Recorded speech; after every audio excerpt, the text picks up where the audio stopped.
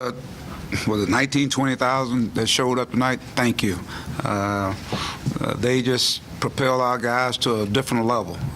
Something that, if you're talking about being dialed in, taken to the next level, those are the kind of performance that you want to see, where things are not going, the way you want them to go. We're down with like less than 4 minutes to go, but it looked like it was our go time. I thought our guys really turned up a notch on defense. We inserted Orlando Cook in the lineup, and I thought it was a big difference in the regulation time. And of course, then I thought in the overtime, we kept that momentum. But Tennessee, again, they're ranked for a reason. I think they're probably top 10 team, to tell you the truth. They got so many weapons on that team. You think Grant Williams, obviously he's a tremendous player, but how about the Admiral? I mean, he was unconscious early on. And then, of course, Bone, he has an unbelievable game for him. Then the kid came off the bench for him, James Daniels. I mean, he was outstanding. So Rick is a great coach. They were prepared. I thought they came in prepared, and I thought the first half went to their liking, 38 to 31. That's a game that's going to be in the 60s, and of course ours is more in the second half. I thought we picked up the pace a little bit with our defense, and we're just fortunate to get in overtime. And once we got in overtime, our guys, they just wouldn't be denied. Had some outstanding performances from some individuals. Jalen Barford, I thought he was the guy that kind of kick-started some things for us, and then of course Darryl is right there, kind of like his partner in crime, and the guy that has been around for 4 years is Anton Beard. I think he's the guy that kind of he's the tough guy. He's the guy that kind of the common force out there on the floor. So it was good to see our guys go out and put on performance. I thought Daniel got his first taste of SEC basketball. We talk about the sense of urgency, how it goes up a couple of notches. The first half, you can see, it's one thing to hear it, but then to go out and play against it. In the second half, I thought he was much more comfortable, and I thought he played big for us. So a good team win. Bench didn't play as great as it's been, but we relied mostly on the guys that started out the game. Again, great atmosphere, I'm sure, across the nation. Everybody got a chance to see it, and I'm proud of those guys. I'm proud of our team, and proud of our fans. They're the best. All right, we'll open up the questions. Like, in a game where you're struggling in a lot of areas, how comforting is it just to look out there and see Jalen and Darryl at the guard positions and what they did in that game? Well, we talk about, when you're talking about trying to go to that next level, you got to have guys who can make plays. So it's good to see them be in position to make plays. We didn't have some of the other things going for us, but those guys, they had the confidence to go out and make plays. And sometimes, mostly, it was just making plays in space, whether it be getting to the free throw line. We had the free throw lines, I think, four shots in the first quarter.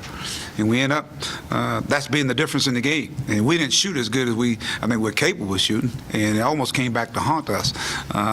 But it's good when you can have guys that can make plays. That makes a big difference. Mike, you called timeout with I think 10.9 seconds left in regulation. What were you looking for coming out of the timeout when Darryl took the three? And obviously he disappointed, he missed it, but then he scored 13, didn't miss a shot or a free throw in overtime. What do you think is playing overtime, and what were you looking for coming out of that? Well, coming out of that, I want the ball in his hand to make a play, whether he get to the, get inside or get a foul, get to the free throw line. I want the last shot. And so it was designed to put the ball in his hand. And of course, he's been shooting the ball well, so, it hit the back of the rim. We actually got a tip on it, too. I think CJ hit it. And then, of course, the worst thing you're going to be in overtime. And a lot of times that overtime the momentum continued, I thought, in overtime. And before you know it, defensive our guys were dialed in. We got some of their key guys in foul trouble. Williams was in foul trouble. I think the Bourne kid, he fouled out. So and Schofield fouled out. And we still had some guys that, they had foul problems, but they were still in the game. And I thought that was a big difference. But even with those guys in there, they wouldn't go away. They banked 3 threes. I looked up, I thought we was up 11 points at one time in overtime.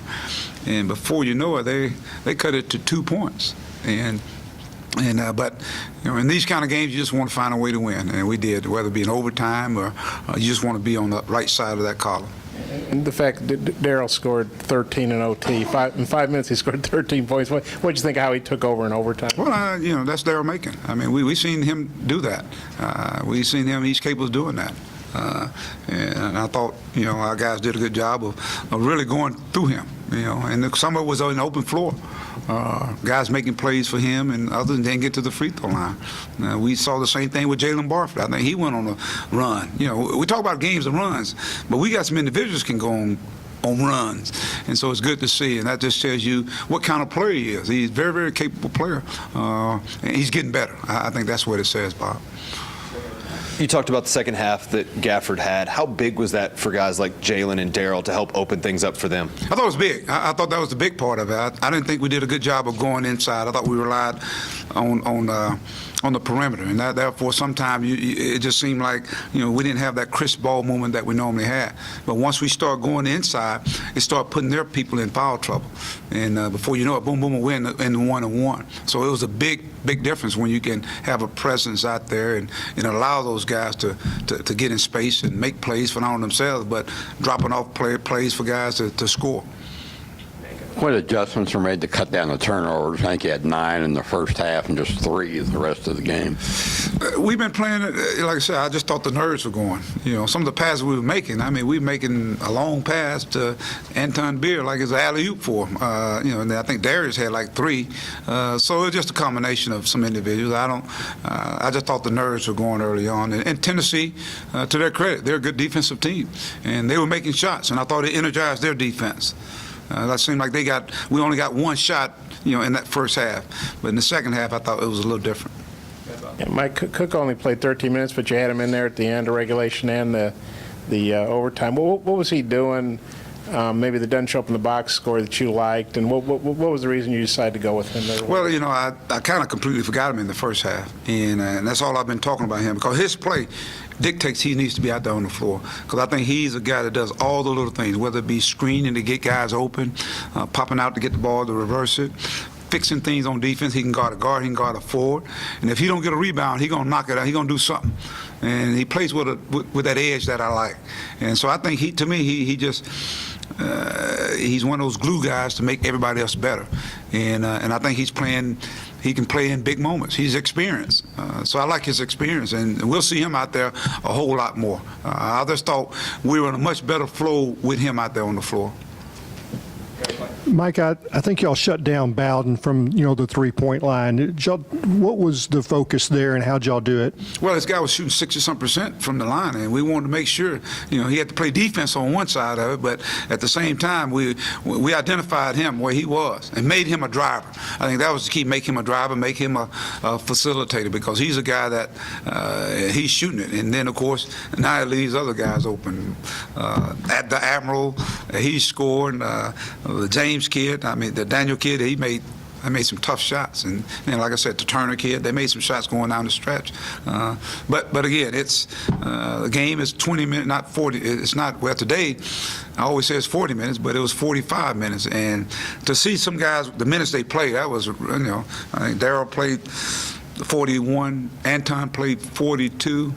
And that means they had to really dig deep. They really dig deep. But I thought our team kind of identified the guys we wanted to make them work. We wanted to make even Grant Williams work, and he's a workhorse for him. But again, we did enough to win the game. I think that's what it was. The time ran out on Tennessee, and literally did when you look at the score.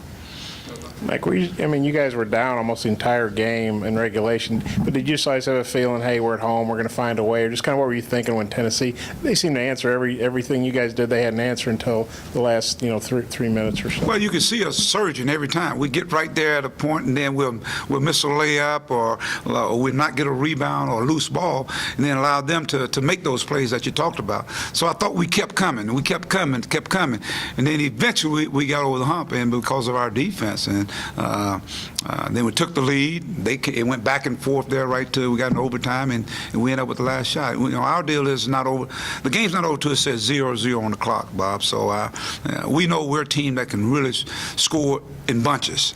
We got those kind of players, but it's got to start on defense. And I thought once we got stops, it allowed us to get the transition. We started getting the transition game going. We got guys getting to the hole and getting to the free throw line, and allowed us to set up our defense. So I'm one of those guys.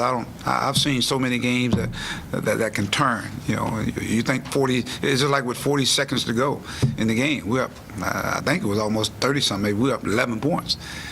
it can change, real. Trust me, it can change. So our guys continue to keep the faith in each other. I think they kept the faith in each other. Anything else? All right, thank you. All right, Happy New Year to everybody, and go Hogs.